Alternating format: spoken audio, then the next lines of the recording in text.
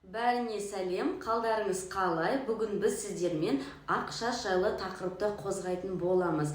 Ақша не себепті көбейеді және оны көбеймеудің алдын алу жолдары жайлы ақпарат алатын боласыздар. Егер де сізге осындай күтім жайлы ақпараттар қызық болса, ең алдымен менің каналыма тіркеліп, лайк басып кетіңіз. Сол кезде жаңадан салынған видеоларды өткізіп алмайсыз. Видеоны соңына дейін қарайтын болсаңыз, сіздерге пайдалы лайфхактармен бөлісіп отырамын. Маған деген сұрақтарыңыз болса, міндетті түрде комментарий бөліміне жаза кетіңіз, жауабын аласыз. Ал описание бөлімін оқитын болсаңыз, әр тақырыпқа толығырақ ақпаратпен бөлісемін. Ал енді ақшашқа кірісейік. Негізінде ақшаш деген кезде барлықтарымыз үлкен жастағы кісілерді көз алдымызға елестетеміз. Ақшаш ол біздің жас мөлшеріне қарай шығатыны ол рас, бірақ та қазіргі таңда жас балаларда, мектеп оқушыларында да өте жиі кездесіп жатады. Оның біздің ең басты себебі тұқым қуалаушылықтан бөлек ол дұрыс тамақтанбау. Яғни жеген тамағыңыз, ішкен дәруменіңіз және де ұйқы мен стресс өте маңызды роль атқарады. Егер сіз ақшашпен алысып жүрген болсаңыз, биокаротин туралы естіген боларсыздар. Осы біздің ағзамызда жетіспеушіліктен ақшаш көбейіп тез шыға бастайды.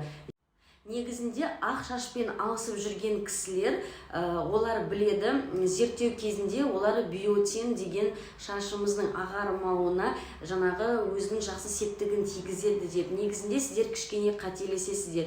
Биотин ол біздің шашымыздың ағармауын тоқтатпайды, ол жай ғана баяулатады. Ал биотинді біз тек қана дәрі ретінде емес, тағам түрінде де пайдалана аламыз. Биотин ең алдымен қандай тағамдарда бар, қандай сусындарда бар, және оны қандай мөлшерде ішу керек екенін бірінші ең алдымен білу керексіздер, және ол сіздің ағзаңызда қанша мөлшерге төмендегенін анықтап алу қажет. Ол үшін ең алдымен трихолог маманына жүгініп, анализ тапсыру арқылы мөлшерін анықтап, одан кейін ғана қабылдай аласыздар.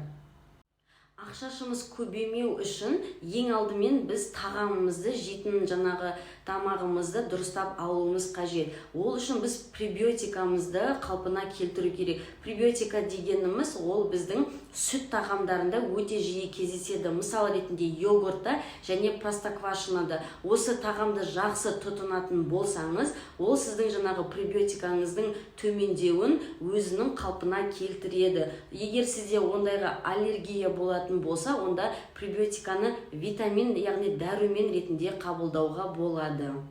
Одан бөлек ішек құрылысымыз, яғни біздің асқазанымыздың жақсы жұмыс жасау үшін трифаланы міндетті түрде қабылдау керек. Оның пайдасы өте зор, және біздің ішкі құрылысымыздың барлығын қалпына келтірсе, ол біздің шашымызға да жақсы пайдасын береді. Сол себепті трифаланы міндетті түрде пайдалануға мен кеңес беремін. Оның екі түрі болады: таблетка түрінде және де порошок түрінде. Порошок түріндегі дәмі кішкене қышқыл, іше алмайтын болсаңыздар, таблетка түрінде қабылдауға болады. Тамақты ішіп болғаннан кейін, жарты сағаттан кейін күніне 2 мезгілден ішетін боласыздар. Негізі біздің шашымызға, бетімізге өзінің түсін беріп тұратын ол меланин. Меланин жасымыз ұлғалған сайын оның өзінің уровені төмендей бастайды. Оны жоғарылату үшін триназиназа деген фактор әсер етеді. Егер сол триназиназаны біз қалпына келтіретін болсақ, меланиніміз өзінің нормасына көтеріліп, бетіміздің және шашымыздың түсі қалпына келеді.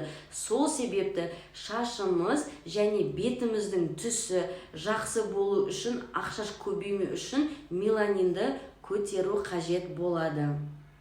Осы элементті көтеру үшін біз міндетті түрде тағам жеуіміз керек. Мен сіздерге айтып жатқан элементтердің барлығын дәрі түрінде пайдалану міндетті емес. Бірақ айтып өткен элементтердің барлықтарының дәрі порошок түрінде дәріханаларда сатылады. Бірақ кешке шейін дәрі ішкенше оны тағаммен қалпына келтіруге болады. Біз жаңағы элементімізді қалпына келтіру үшін бізге құрамында мед көп тағамдарды жеу керек. Ол бізде саңырауқұлақта өте көп мөлшерде кездеседі. Енді мен сізге оны күнде 3-4 мезгіл жеңіздер демеймін, бірақ мейлінше жеп тұру қажет. Одан бөлек оливки майында болады, жаңа оливка жаңғақтарында болады, және де морепродуктыда өте бай. Осы тағамдарды жеп, сіз жаңағы өзіңіздің ағзаңыздағы жеткіліксіз дәрумендерді қалпына келтіресіз. Сол кезде шашыңыздың түсі тезірек қалпына келіп, ақ шаш олай тез түспейтін болады және тез көбеймейтін болады. Яғни сіз оның уақытын бәсеңдетесіз. Ақ шаш мүлдем түспей қояды. Ақ шаштан құтыласыз деген нәрсе жоқ, және ондай нәрсені әлі ойлап таппаған. Жай ғана сіздер ақ шаштың көбеюін баяулатасыздар және де мөлшерін азайтасыздар. Мен түсінікті айтып жатырмын деп ойлаймын. Және тағы үшінші жақсы көмектесетін элемент, ал ол видеоның басында айтып өткен барлығымызға белгілі күнделікті естіп жүрген стресс. Стресстен шашымыз ағаратын себебін сіздер оны білмейсіздер, өйткені оның себебі өте қарапайым. Біздің жаңағы бүйрек бауырымыздың жаңағы тез стресс алғанда ол перекис водорода дегенді көп мөлшерде бөліп жібереді. Ол біздің шашымыздың ағартуына алып келеді. Сенбесеңіздер, шашыңызға перекис водородны жағып көріңіз, шашыңыз тез ағарып кетеді. Әзілдеп айтам, оны өйтіп тексеріп жүрмеңіздер, шаштарыңыз, бастарыңыз күйіп қалады және шынымен ағарып кетеді. Ол шынымен жаңағы әзілсіз айтқан кезде жаңағы стресстен біздің ағзамызға жаңа перекис водород бөлінген, көп мөлшерде бөлінгендіктен шашымыз шынымен де тез ағарып және ол қалпына келмейтін болады.